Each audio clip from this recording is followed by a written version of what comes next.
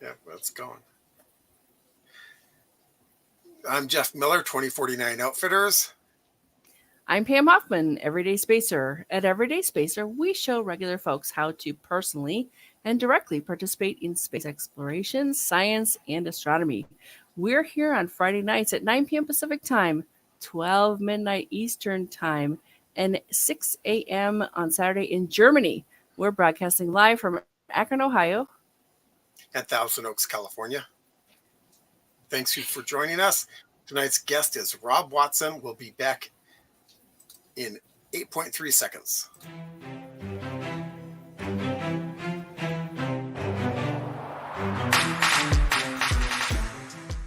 don't even see that. Okay. Help us welcome our next guest, Rob. Oops, hang on. Let me cover that, Pam, because we're not hearing you. Help us welcome our next guest, Rob Watson. Mr. Watson is a Space Camp alumni.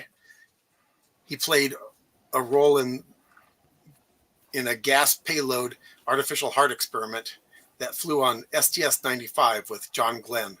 And he's a member of the Inspire 24, a group of space enthusiasts supporting each other in their goals to experience space flight and get involved in the space community, which is what we're all about too. I know you can share a variety of things, Rob. I remember you mentioning Inspire 24 being the first one you wanted to talk about, but please tell us how you got into space. Yeah, thank you. Thank you for having me on. I really appreciate it. So my interest in space began when I was really young. My grandfather was actually a master machinist at Hughes Aircraft. He built some parts for the Ranger lunar landers that were put on the moon before Apollo. So that was always kind of something I knew about. My dad was an electronics engineer in the Air Force, and even though he and I were estranged, he snuck me science toys for birthdays and Christmases through my grandfather. So he influenced me a lot in my pursuit of science and space. And that kind of grew into me in high school drawing spacecraft and space stations on my science notebooks. So my biology teacher kind of saw that I had an interest, and she said, "Hey, there's this scholarship at Utah State University that you should try out for, and they only give it to 4 students every year, and it looks like it's right up your alley." So she wrote my recommendation, and I applied. And as a junior, I got the scholarship. I was like, wow, I've already got a scholarship to school. So yeah, and then cool. It was pretty astounding for me. So I went to after high school, just right after graduation, my grandma gave me a gift of a trip to Space Academy. She knew I had always wanted to go. So I went there and did level 2 there, which was a lot of fun. I still talk about it, even have the mug. So yeah. And then for like 9 months as a freshman at Utah State University, as you mentioned, I worked on the GAS, or Getaway Special Gas payload. It was a joint effort with Bellarmine College in Kentucky, and it was actually an artificial heart that we were working on trying to fly on one of the shuttle missions. So if you're not familiar with the gas payload, it is actually a canister that fits inside that used to fit inside the shuttle payload bay. Mm-hmm. And it was all self-contained, and the astronauts would flip like 1 or 2 switches to start it up, and then that was it. They were done, and then everything else took care of itself. So we had to learn how to build our own computers and stuff. It was difficult. But the coolest part of that was I got to go to University of Utah and watch a surgeon, like right over his shoulder, implant an artificial heart into a cow. So that was part of the data gathering it was intense. And I was supposed to, gather data on like, how was the heart, blood pressure flow working and hydrostatic pressures and stuff I didn't really understand yet, but that I was learning as I went. So it was a lot of fun. So what we were trying to do with this artificial heart experiment was when astronauts go into space, their heart pumps 15 to 20% less blood in 0G because it shrinks by that same amount. So if you imagine like a balloon with water in it in gravity, it kind of sags, right? And when you get into space, it's just going to turn into a ball and it shrinks a little bit. So that's kind of what the heart looks like. So the body adjusts to that with hormones and blood pressure changes. And so we were trying to determine how does the heart size change and prove that changes happen due to zero G and not other factors. So this payload was an artificial heart that didn't have any biological factors, no hormones, no anything else. It was just this solid heart-shaped object. And so we could actually measure the fluid dynamics a lot better. So that's what that was about. Oh. And so we flew that payload after I had left school. I was married and had a kid and everything by the time this thing flew. So I only contributed a little bit to that. But in 1998, it flew on STS-95 when John Glenn went back to space. So that was kind of cool. But then, in all of the time in between, I changed school due to family needs. And, I changed my major because I have like math dyslexia. It's like a weird thing. I can't explain it. It's weird. I can't do math. Basically that. So I've just been trying to get my space mojo back these last few years. I joined Inspired 24, which I'll talk about in a minute. And I've been applying for every civilian space experience that I can. Space Hero, Dear Moon, Inspiration 24, most recently Space for Humanity. So whatever I find, I try to apply for it. So, but I attend like major launch events in person. I watch others from my front yard here in Orlando. I can just look out my door and see them. So it's Nice. kind of cool. It's very cool. Yeah. That's so cool. It's a lot of fun. Yeah. So yeah, that's kind of how I got interested in space. Yeah, we can actually see launches we can see Vandenberg. launches from California. So that's, Yeah. we kind of familiar with that. Yeah, Vandenberg. That's cool. Did you show the cliffs? High Cliff? Yeah. Hi, Cliff.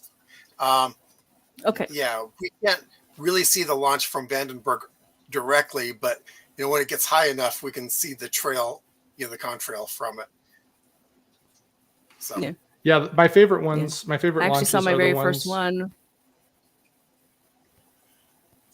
Sorry, there was a Go ahead, delay. Rob. Yeah, I was just going to say my favorite launches are the ones where it's like right before dawn or right after sunset, and you get to see the jellyfish effect. Yeah. And it just it boggles Yeah. everybody's minds if they don't know what a launch is when a launch is happening or what a launch does at that time of day. You get all these UFO reports and Yep. people going on social media. What is that? Oh my gosh! And it's like, no, it's just a SpaceX rocket, or it's just calm down. That was me. 1995. I saw my first one from Prescott, Arizona, launched out of Vandenberg Air Force Base. I was Oh, blown wow. away at how far away I could see it. It was Mhm. amazing. And like you said, all that. I called one of the astronomy guys. I was like, what is that? Mm-hmm. So I was right. I never seen anything like that before. my first one was I was living in South Orange County, which is like a good 150, 200 miles away from Vandenberg. And basically it was lit up like there were 5 full moons. Oh wow! It was that bright out. Mm. I mean, I could almost read by that light. Wow! Do Yeah. you remember when Yeah, that my- was, Jeff? I don't think you've. I don't know. Probably Okay. in the 90s sometime. Yeah, my first one was it was one of the last, like the second to the last shuttle launch. We happened to be in Florida as a family, just going to the beach, and we were at the beach, and it flew, and it was just like have you ever seen that clip from the movie Toy Story where all the little aliens are inside of the little bubble, and the Yep. claw comes down, and they're like, oh, the claw. Everybody at the beach just went, ooh. It was just like this unifying moment, and it was so cool to watch. Yeah. Okay. Yeah. And Sounds amazing. is that you, Daniel? We have another. Welcome. Hi. Hi. I think that's Yeah, that's the Daniel first time we've Tweed. seen a happy place. Yeah, That's it's fine. That's the only one that we know fine. from the city. So, okay. So Yeah. what is Inspired 24? Yeah, thank you for asking that. So Inspired 24 is the way that it got started is when the Inspiration 4 orbital mission launch happened on September 15th, 2021. It launched from NASA's Kennedy Space Center, and there were about 24 individuals who had all applied for the inspiration for, to be a candidate, to be a candidate astronaut for that. I had also applied, but I was actually so they were all together at a restaurant watching the launch from the Cape, and I just happened to be the 25th person that they didn't know about, that I was over at Titusville at one of the bridges there. They got together and they said, you know what, we should start an organization that makes it easier for people who are just civilians, who are not professional astronauts, won't have the opportunity otherwise to go to space, to help them get to space. So this group formed. I joined it as one of the first members beyond the original 24. And we worked together to try to gather members and give them opportunities to fly and to democratize access to space. We have about 70 members right about now, and we're growing all the time. We're always adding new people. Anybody's allowed to join, so we do have a vetting process, but it's pretty mild. So yeah, we have, just to give you a rundown of kind of what we've been able to do, we have 4 of the 5 Space Plus NFT Blue Origin civilian astronauts are I-24 members. So the only one that isn't yet, I think, is Mike Mongo, and I think he's going to join us. So I'm not sure. He was in one of our calls the other day. So yeah, so that's really cool. And then we have, I think, 17 of our members, Inspired 24 members, have reserved seats on the Worldview space balloon flights. So each, that's 17 so far, and they're some of the first. So, but yeah. So it sounds like a whole bunch of people who are taking action. Yes, exactly. And we try to attract people from all walks of life. We do have a lot of people, like especially women and minorities, who are interested in STEM. So we're trying to be inclusive and diverse and doing everything we can to make sure that people who wouldn't normally even think of trying to go to space will go to space. So we have a lot of really interesting people.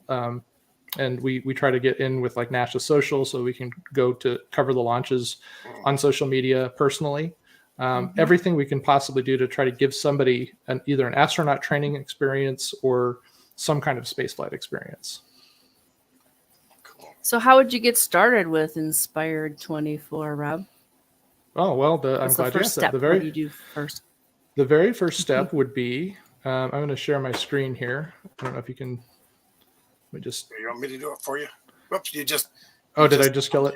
Yeah, let me just try it again here. It wasn't showing up for me, so. Yeah, I'll pop it up for you once we've got it in there. There we go. Stream. There you go. All right. So this right here is the Inspired 24 website. It's theinspired24.com. Our homepage is pretty simple. Just shows you how to connect with us. And the About page tells you who we are and what we're about, what our principles are and what our requirements are. We have a code of conduct. But then we also have, you can just sign up on our membership form. This is a brand new form. So anybody who signs up tonight will be a beta tester. But this is a newer form that helps us kind of streamline the process so that we can get people in as members quicker. So you just fill that form out. We just ask for like personal details, like your bio, how you got interested in space, what are your social media handles, stuff like that. Cool. And then the cool part is we also have a store with lots of cool merchandise. So, and everything that you buy here, helps. I believe it helps St. Jude's, which is the Inspiration 4, the Inspiration 4 charity. So, and then that's like a separate site that branches off. And then here's the donate to St. Jude's. So we have that as our donation cause. But right now our site is pretty simple. It's going to grow. We have several different programs that we're talking about. One of them is an innovation incubator to try to attract funding and support for people who want to put experiments in space, but they don't have the normal, channels that they can go through for that. So that's something we're considering trying to do. A bunch of different things, and we do outings together all the time. So it's a lot of fun. Are folks based near you in Florida? Is that what's? They're all over. Florida?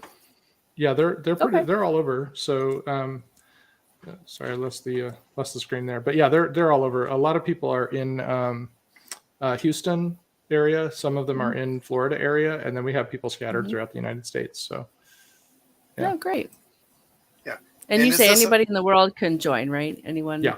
Yep. Yeah. We've actually, we had meetings like every month, and it was getting hard because we did have people coming from all over the world to join us. And it was hard to have these calls in a time zone that made sense for them. So now we split it up. We do follow the sun meetings. So, people will stay up and just like, have different time slots, and they'd have, group meetings together to talk about, our newest initiatives and all that kind of stuff. So it's Very getting more cool. sophisticated as we go. So Yeah, because some of our viewers are from Australia and Hong Kong. So this- yeah. Yeah. Yeah, and they're certainly welcome to join. And we do have Asia Pacific meetings, and we have North America, this part of the globe, and then we have Europe.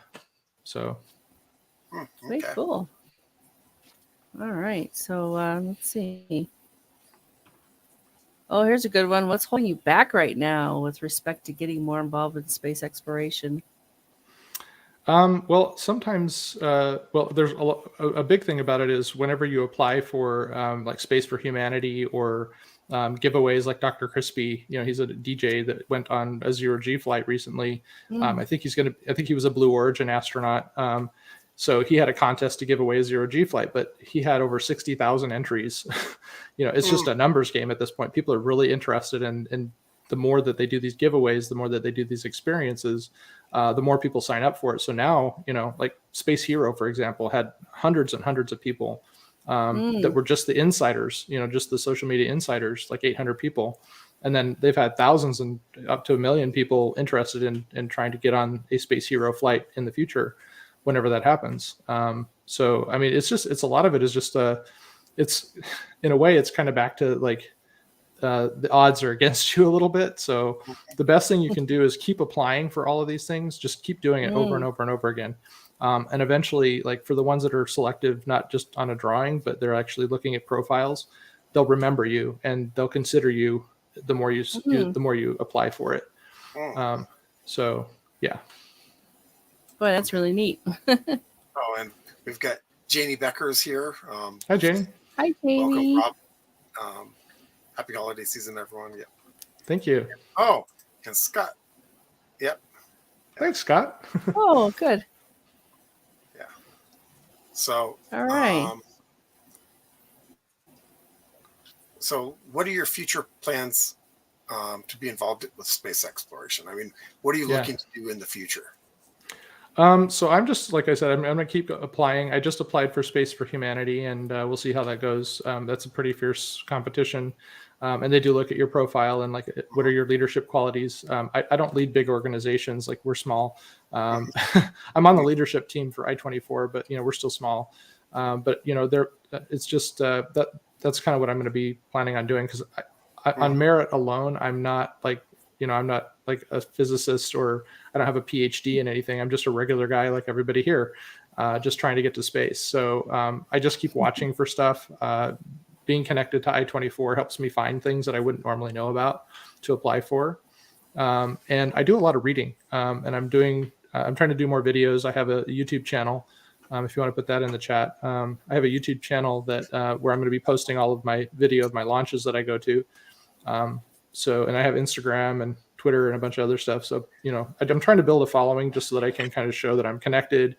Eventually I want to be able to get involved with NASA Social. I've been applying for that to see if I can, get to the launches and actually be there and cover it on social media like some other people that we have in our team do. Yeah, we got to go see Landsat 8 launch for a NASA cool. Social. I was actually in the 2-day, bus tour around Vandenberg Air Force Base. Mm-hmm. And then we both went and saw the launch the next day, and it was just perfect. Everything was beautiful, and it was an amazing launch. And the Landsat satellites are terrific, and all of the stuff that they produce is available to the public. So, absolutely, very, very cool. Yeah. Well, I'm also really interested in the topic of space debris because it is going to be something that's going to affect us in the future. There's so much debris up there, and the one thing saving us is like if you think of the Earth, the size of the Earth, and then you expand out into the orbits around the Earth, the volumetrics are actually in our favor a little bit because, think about the ocean. Like you can sail in the ocean and rarely see something for a long time. Now put that out in space, and the same idea exists, right? It's just further Right. out. But we are dealing with an increasing amount of small trash, like 10 centimeters or less, and that stuff can really do some damage. And nobody really has figured out how to track and deorbit that stuff. So I'm actually trying to come up with ways, just out of my own head, just innovating, trying to figure out like how can that be done. So I'm trying to draw up stuff of my own and then pitch it to people and say, hey, do you think this would work? And whatever idea seems to stick, then I want to try to run that up the flagpole, possibly get some funding for it, and then hire people smarter than me to do it. But that's way down the road. I know the space station is affected by like solar winds, and it will come down and they have to boost it up again. Does this debris at some point kind of collapse back into the Earth? Yeah, that's what I thought. Yeah. So it sort of comes down, but it's still in the area. Yeah, the small stuff tends to stay up there quite a while. Okay. It's just Newton's laws. It doesn't encounter anything that brings it down. And even the air resistance isn't that much, because the bigger the object, the more resistance it'll have against it. So, and the space station is imperiled quite a bit by just small debris, that comes out from, when you take the velocity of one object and the velocity of the other object, you add them together. One's going at 17,500 miles per hour one direction, the other is going the same in the other direction. Add those two together and you have chaos. Yeah. So some of the saving graces are, one, like you said, space is big. Two, yes, very few things are in actual circular orbits. Therefore, there will be dip times when they do get down into the atmosphere. And so it's like there's only certain orbits that will actually maintain the debris over a length of time. Still, you don't want stuff in those orbits either. No. But, so yeah, it's but it's a dance. Yeah. And there's a fellow named Moriba Jah who is really just a genius. If you find him on LinkedIn, it's Moriba, Moribah, and then Jah is his last name. He's an orbital dynamics guy, and he is coming up with a really great solutions for tracking that debris. And possibly, disposing of it in a more environmentally responsible fashion than just letting it burn up in the atmosphere, because that also leaves heavy metals in our high atmosphere. It isn't environmentally responsible to just burn stuff in the atmosphere. Over time, that's just going to add up. Debris just kind of. Oops. I lost your mic, Rob. When you were moving your hands, I think you hit your. Yep, I hit the mute button. Sorry. There you are. Okay. And this is a good time to. Cliff says, "Where do I sign?"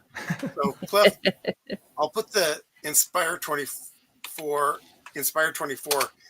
link in the chat right there. Yep.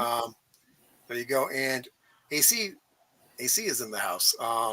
It says hi from SoCal, waiting to see a crewed space flight launch from Vandenberg someday. It's a great experience. Like if you can get to a launch, I went to the Artemis launch in November, and oh man, it was like looking at the sun rising in the sky. I've got a video of it on my YouTube channel if you want to look at it. But it was like watching the sun rise and then just fly out to the east and disappear. You're like, wow. Yeah. Hey, have you met any? Go ahead, Jeff.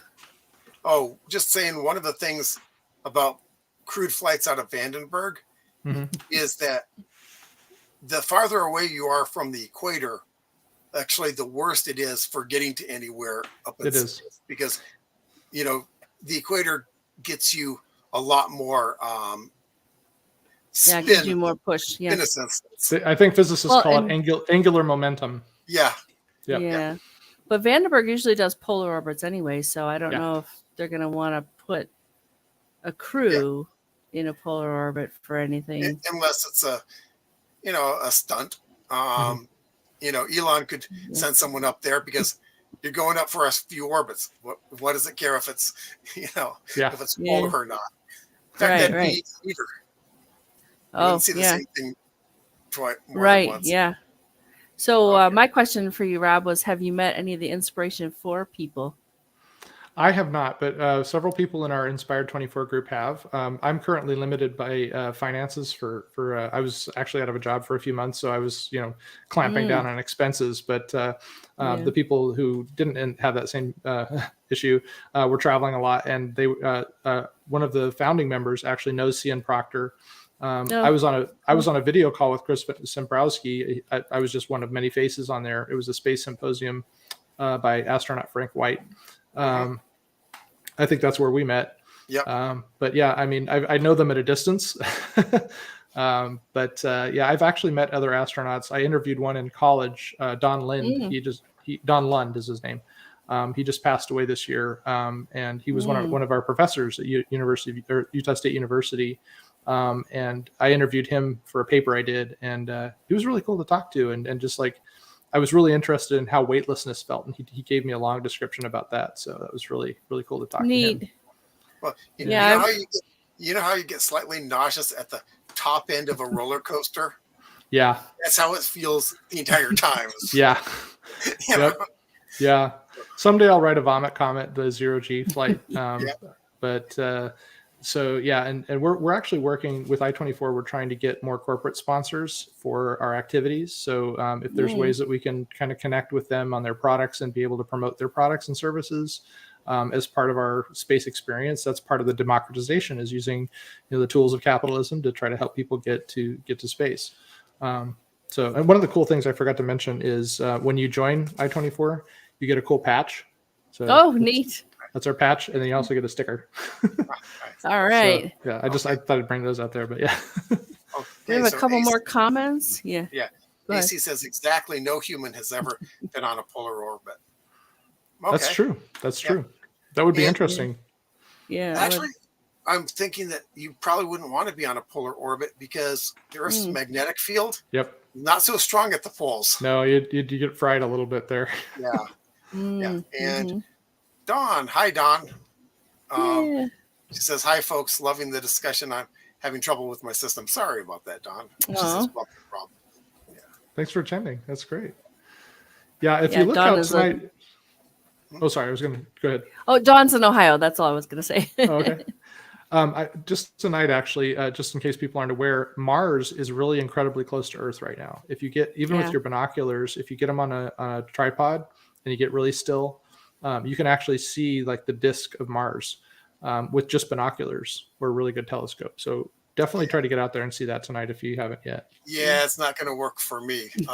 Me neither. If I tilt some binoculars up, I'll end up with the water pooled in the big lenses because it's raining. It's raining for you. Yeah. And it's cloudy here. This is Southern California. That's not supposed to happen. Not supposed to happen. Every now and again, it rains in California, Southern California. Yeah. All right. So, anything else you want to share with us, Rob? Yeah. I mean, the one website I was going to show you as well is. Let's see if you have to reshare. I'll have to reshare. Yeah. Let me just go to the website real quick and while you're doing that, I'm going to pull up all of your links and I'm going to throw them into the chat so that people have perfect. all of your links. That would be great. Thank you. So one of the cool things that some of our members are doing is they have signed up for this company called Worldview Space. And this is the coolest thing. You pay a $400 or $500 deposit, and you get your seat for when they do their first flights. But basically, it's a balloon that goes up into space, and you get to ride inside of a capsule. And the capsule is really kind of nice and spacious, and you get to fly over the Grand Canyon. Let me just get back up to here. Grand Canyon, Great Barrier Reef, Serengeti. Get to see the Aurora Borealis in Norway, Amazonia, Brazil, the Great Wall of China, and my favorite, the Giza Pyramids. I'm also a big fan of the Grand Canyon because I grew up there. But it's like you go up to 100,000 feet and you sail for about 8 hours. And then when you come back down, you come back down to a soft landing on I believe on wheels with an ultralight. So it glides in and then they pick you up out in the desert. So interesting. Yeah. So if that's something you're interested in doing, you can sign up for that. So this is kind of the flight plan. You go up, up, up, and you sail for 8 hours, and then you come back down. But you get to see the curvature of the Earth, the blackness of space. I mean, it's pretty darn cool, and about the closest most people will get to space. Mm-hmm. Yeah, not quite. Do you pack a lunch, or do they provide? They provide everything. They have food, in-flight dining, bar service, Earth view camera. Wow. And our group is like, hey, can we just ditch all that stuff for the weight purposes, and we'll just bring our own cameras and just film as much as we're more interested in the view than the drinks and the food. So, but yeah, and then I believe people can take their own experiments up if they wanted to take things up to the edge of the atmosphere and try them out. So I think that's another thing they have as well. So it's very, very cool. Yeah. Oh, Jeff, did you see ACs? Yeah. Yeah, I was just going to show it. Yeah, AC says Earth's magnetic field also doesn't reach out to the moon. Yeah, we are going there. I think the trouble with the poles is that the poles kind of concentrate the charged particles as they come down like that. So that's why you don't want to be going through that. You get a little bit of that going out, equator wise, because there is an altitude in which that they hang out, but they're much more concentrated in the poles. So. Well, and it's also about long-term exposure. The reason our astronauts went to the moon with as little shielding as they did is they knew they were going to be there for a short duration mission. If they were living out beyond there, they'd need more shielding.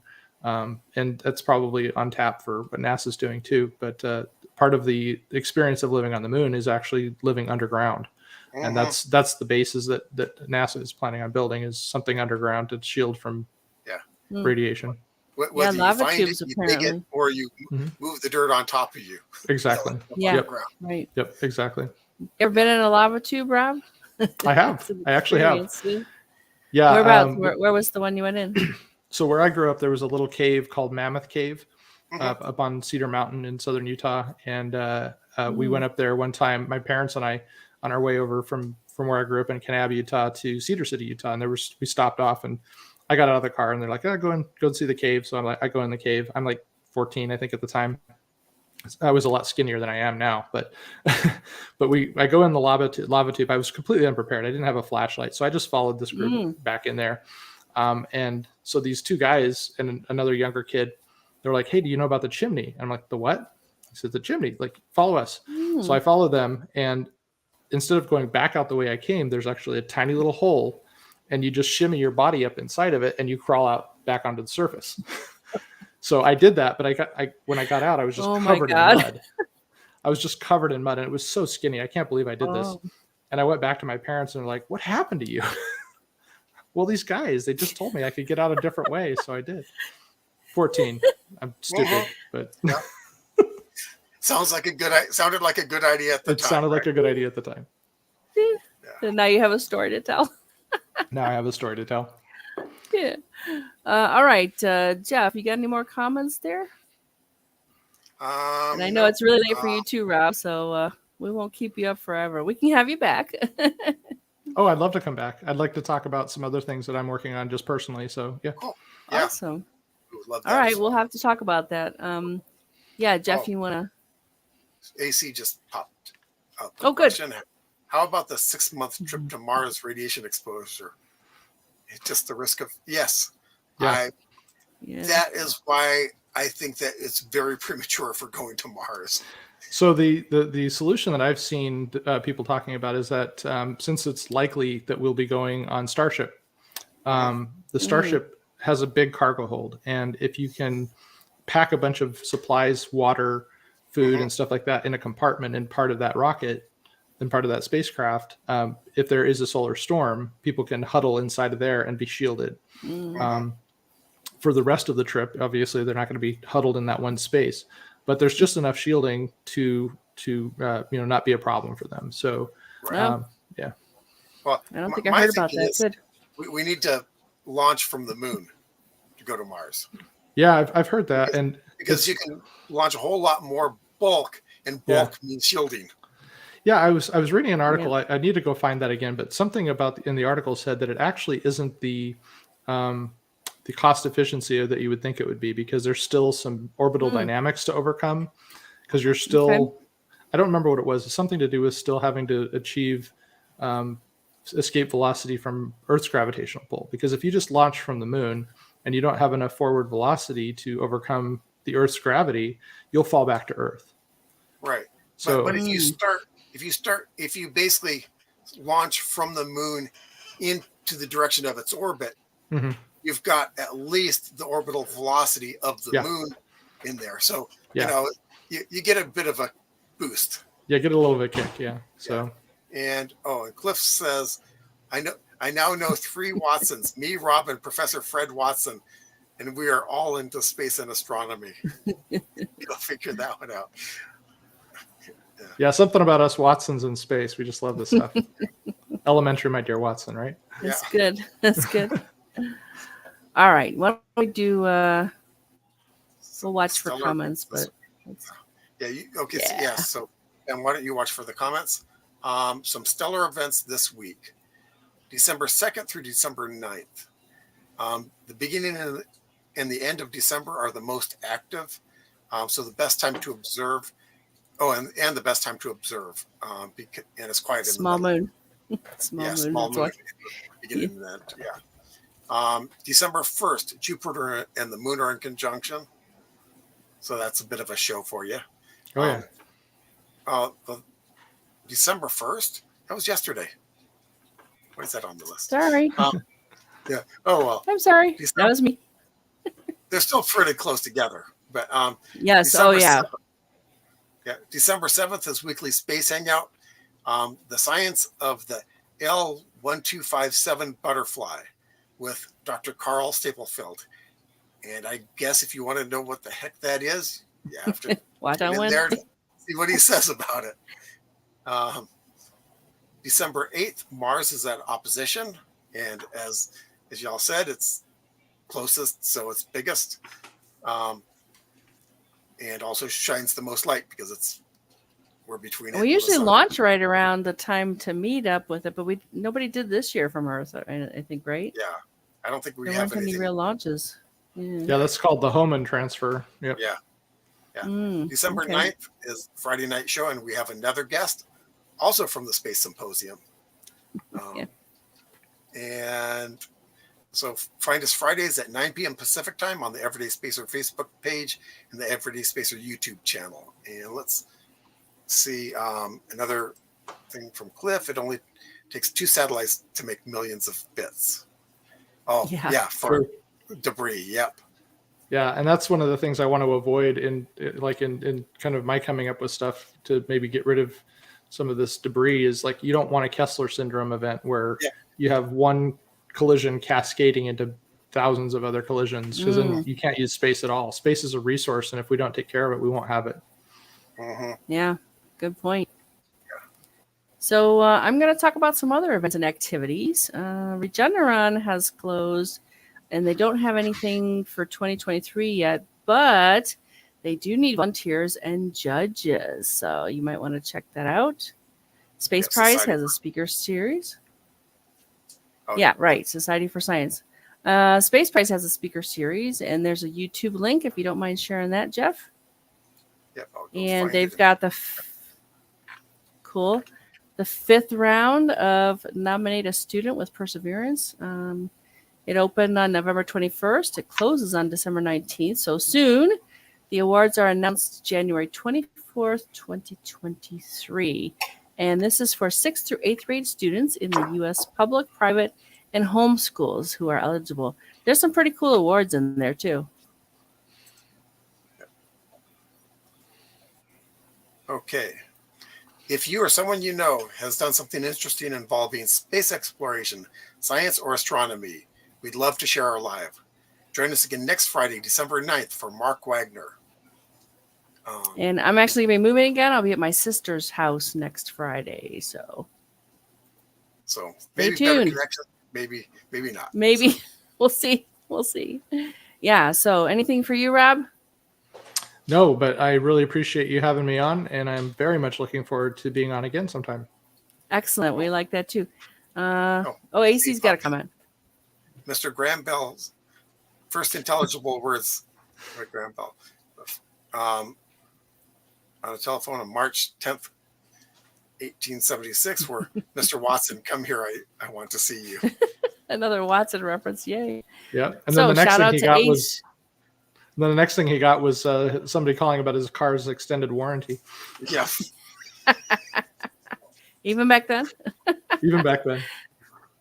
So shout out to AC and Scott and Cliff and Janie and Dawn, and who else do we have here tonight? And a new person who only identifies as Happy Place is not Daniel Tweet, because they said that No. they're a neighbor The who likes neighbor space. who likes space. That's pretty cool. So welcome. We're so glad you're all here. And Rob, thanks so much for being our guest.